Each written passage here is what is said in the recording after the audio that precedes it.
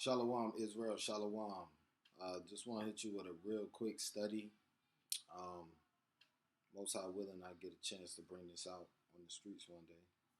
But the Most High ransomed us and us only. And when I say us, I'm talking about Israel, obviously. And I'm going to prove that emphatically. I'm going to prove that emphatically, and I'm going to prove that without a shadow of a doubt here in a couple of verses. Okay? So, first of all, let me pull up the scripture that talks about what the concept of ransom is in the Bible. And see, this is the thing, man.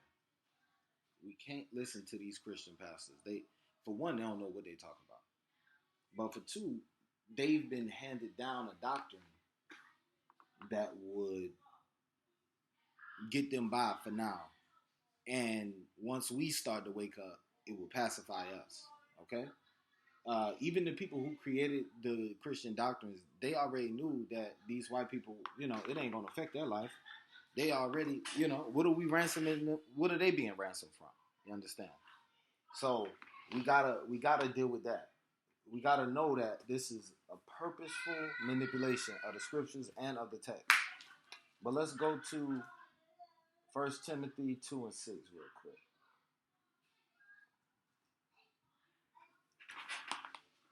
Okay, matter of fact, I'm going to start at 5. For there's one God and one mediator between God and man. The man, Hamachiak Yahawashi. That's a cut, because if Hamachiak Yahawashi is God, then why is he called the mediator between God and man? That's a cut. Verse 6. Who gave himself a ransom for all to be testified in due time. Now, that's my first verse. What they want to do is they want to say, see, he was given as a ransom for all. They're going to ignore who Timothy was speaking to. Okay? He was writing to the Laodiceans, which are in Phrygia. That's a whole nother study. But he was speaking to the Laodiceans. So we know that he wasn't speaking to everybody on earth. All right? So we're going to go ahead and put that out right now. But it just said that he's the mediator between God and man. And it said that he gave himself as a ransom. Now, let's keep moving. Let's find out some more of what this ransom concept is referring to. I'm going to show you something, man. We got to do everything in order. We got to do everything in order.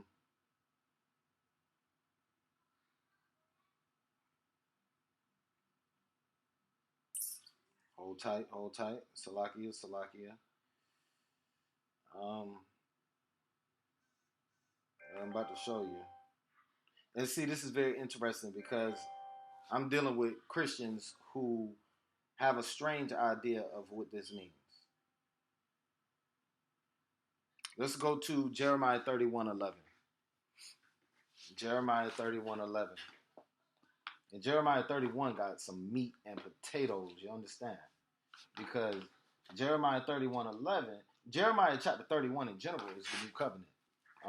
Just dealing with bringing the Most High's people back, how he gonna do that, what it's gonna look like, when it's gonna happen, this, that, and the third. But let's hit verse 11, and I'm gonna start at 10. Hear the word of Yahweh, O ye nations, and declare it in the isles far off, and say, He that scattered Israel will gather him, and keep him as a shepherd does his flock. For Yahweh have redeemed Jacob, and ransomed him from the hand of him that was stronger than he. All right, check me out. Remember, we made that covenant with sin and death. Isaiah 28. We made that covenant with sin and death. So now what you're dealing with is the Most High redeeming us from that. because sin and death is stronger than us. Remember, there's an angel, and his name is Death, and he rides on the horse. Okay? We're not stronger than him. The Most High is stronger than him. And so the Most High has redeemed us from him. So let's keep this in mind, man. As we speak about often, these spirits, these angels, was created for this purpose. It gives them no more pleasure. They can have no further pleasure than to do the Most High's will. So when the Most High creates a demon or a spirit and says, hey, I just want you to go out and kill. That's all you're going to do. These spirits, these demons are happy to do that. And they ready. And when the Most High say move, they gone already. All right? They don't need to get up and go to where they going. As soon as the Most High say go, they already there doing it. So we got to keep that in mind. So the ransom was for Jacob. Let's read it one more time. Jeremiah 31:11. For the Lord has redeemed Jacob and ransomed him from the hand of him that was stronger than he. Okay, so Jeremiah 31:11 tells you who was ransomed. Now, let's move over to Isaiah 43:3. We got to do this, man, because people want to act like we don't know what we're talking about. People want to act like, oh, you only talking about the Old Testament. You only bringing up scriptures from the Old Testament. See, that'll be the next thing. But we're going to show you. Isaiah 43:3. Once again, talking about that redemption. And these are future prophecies.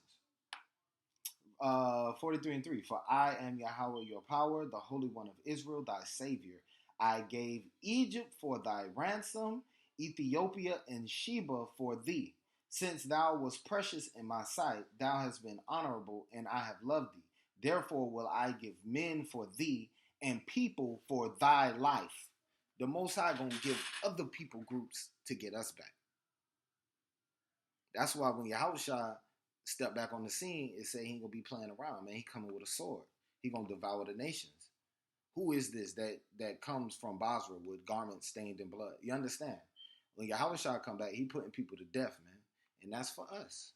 They going to be our ransom. Their life will be taken in exchange for ours. You understand? And we're going to be brought back to the Most High. Now, next, Numbers 35:31. Numbers 35:31. I always say the scriptures twice. I don't know why. It's good, man. It's good to meditate on this stuff sometimes. Let's hit it. Moreover, you shall take no satisfaction for the life of a murderer, which is guilty of death, but he shall surely be put to death. And you shall take no satisfaction for him that is fled to the city of his refuge, that he should come again to dwell in the land until the death of the priest. So that word satisfaction there has been translated in some translations as ransom.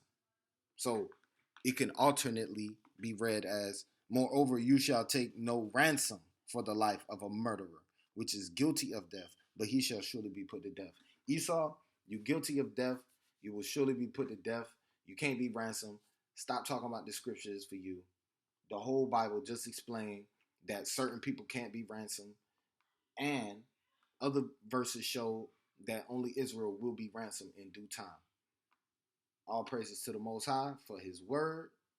Shalom.